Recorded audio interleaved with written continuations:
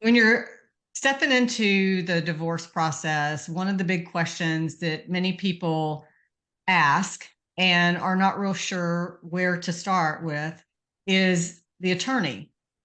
Who should they use? What do they need to find out about the attorney to figure out if that attorney is a good fit?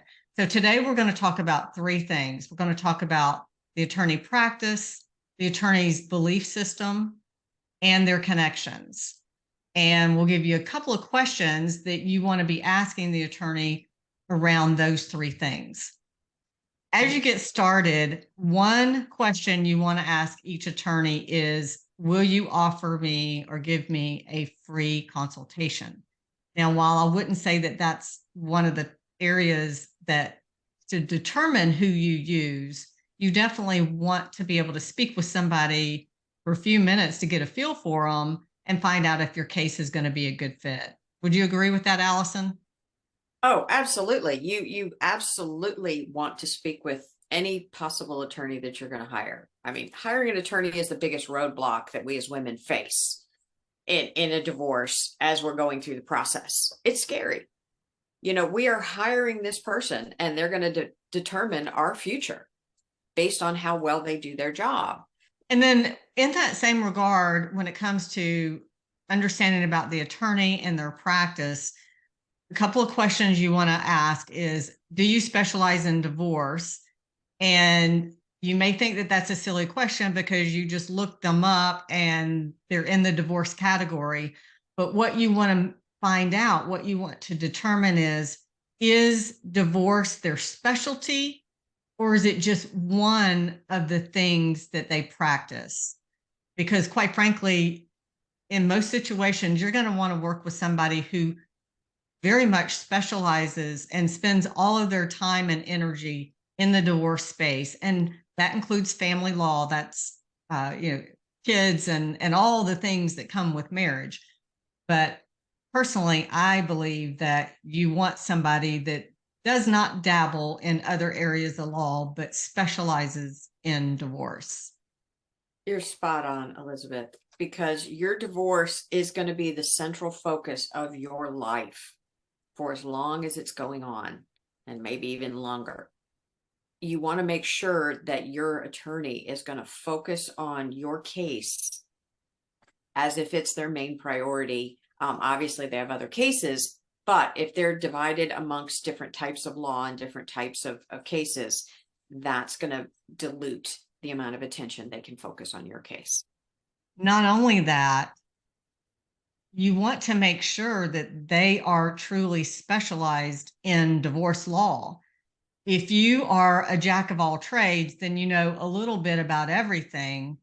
If you're the master of one, then you know the latest updates to the law. You know the latest things that are taking place in the courtroom. You know the latest and greatest of everything. But if you're spread over different types of law, you don't have that luxury because you're in other courtrooms. You're in a civil courtroom and criminal courtrooms and business cases and things like that. So I just think that making sure you have a true divorce attorney, that's all they do, you're going to get the best of the best. Another good question is, how long have you been practicing? I don't know about you, Allison, but I just don't think I would want to be the guinea pig for a brand new attorney. And that doesn't mean that they aren't sharp and great. I just don't want to be the person they practice on. Absolutely. And at the same time, if you speak to someone and they've been practicing, family law and doing divorces for 60 years, you might also want to look at that and say, there's been a lot of changes to the marital laws, the family divorce laws, the community laws, a lot of changes to child custody laws. You want to make sure if they've been practicing for a long time, how do they stay on top of all the current trends? And are they comfortable, of course, but are you going to be comfortable working with them if they are used to practicing law the way it was just 10 years ago in divorce or 15 years ago? I had not even thought about that. I was only thinking about like the new wet behind the ears attorney and had not really thought about the one that, is soon to retire and uh, probably doesn't even have the same life experiences that those of us that are in our 60s or our 40s or our 30s would be having. They didn't deal with the same thing. So I like to work with people that I can relate with. When I'm hiring somebody, I want to be able to relate. So that is such a great point, Allison. The other thing I was going to say is sometimes when someone hasn't been practicing as long, but they do have experience, you're going to find they're hungrier. They're looking to make a name for themselves, and they had the time to focus on you. So for me, I always want to make sure I've got an attorney that is hungry for business and wants my business. That's a good point. So now we've figured out, or we've talked about the practice itself. So what about how that attorney thinks, what he believes? And you may think this is goofy as well, but it's important. Does this attorney prefer or believe in negotiation and collaboration and mediation? Or is he like that kind of tiger that wants to get in the courtroom and he wants to duke it out and he wants, blood all over the place and all of that? And it's important to know, because if you're wanting to negotiate, you don't want that tiger that wants to go fight it out in the courtroom. And if you feel you need to fight it out because maybe there's some just really ugly stuff that needs to occur, or maybe you think your spouse is going to fight, then you want to make sure you got a fighter, not somebody that wants to sing kumbaya and sit at a conference table and negotiate. That is an amazing point, because there are trial lawyers, there are collaboration lawyers, and there are those that sit somewhere in the middle and know that most divorces are settled at the mediation table. But the most important question to ask yourself, once you understand where this attorney sits and how they like to transact with the other attorneys and take care of this divorce, is what is your pain threshold? I know for a lot of women, we want to go into this. We want to find that win-win. We want to be able to be nice and be fair and get this done at the mediation table without a whole lot of stress. Well, here's your problem. If that's the way you feel and your attorney is right on board with you, what happens when your spouse does not agree to that plan? So you really need to think about, what is your spouse capable of? And I mean, stretch your imagination and think of what they're capable of, because unfortunately, the person you're divorcing is not the person you were married to, or at least the one you thought you were married to. So you need to be very careful with this one question and understand, what is it you want and what are you willing to do to ensure that you get what the law says you're eligible for in this divorce process. And then you may want to hire the lawyer that is a little more aggressive if you think that your spouse is going to cause problems. I totally agree with that. And then finally, the last point that we were going to discuss today is that attorney's connections. And although it may appear as if we've come a long way from the wild, wild west and the good old boy club, there is a good old boy club in every county, probably in America. So what you want to know is, does your attorney, or this prospective attorney, does he know your husband's attorney, if you know that information already? And more importantly, does he know the judges in the county? How connected is he? I promise you, even if you're going to fly straight and do this clean and nice and pretty, behind some closed door somewhere, somebody's cutting a deal. You don't want to be the one that gets cut the wrong direction. And connections are everything in this tiny little bubble of attorneys and judges and courtrooms.